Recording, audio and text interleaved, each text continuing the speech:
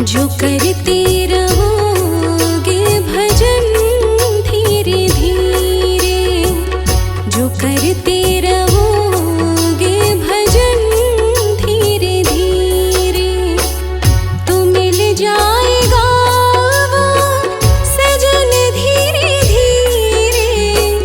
जो करते रहोगे भजन धीरे धीरे, जो करते रहोगे भजन धीरे धीरे।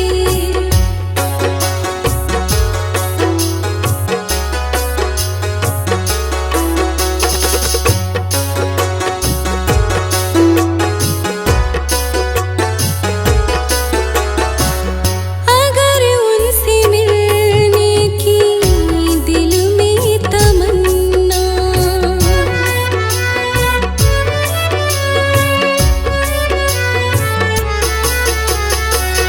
अगर उनसे मिलने की दिल में तमन्ना, करो शुद्ध अंतःकरण धीरे धीरे, तो मिल जाएगा वो सजन धीरे धीरे।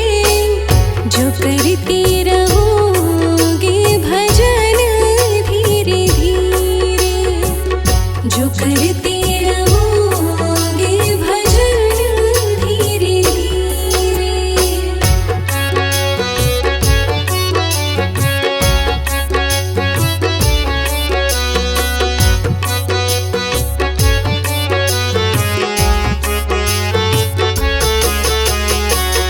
कोई काम दुनिया में मुश्किल नहीं है,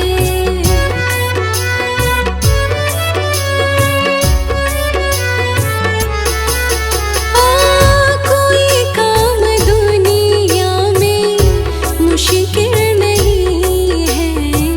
जो करते रहोगे यतन धीरे धीरे, तो मिल जाएगा वो सजन धीरे धीरे।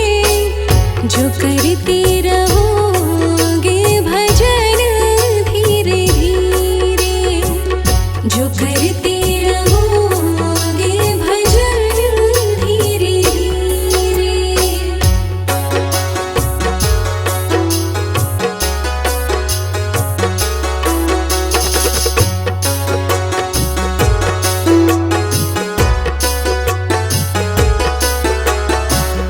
करो प्रेम भक्ति से सेवा हरि की,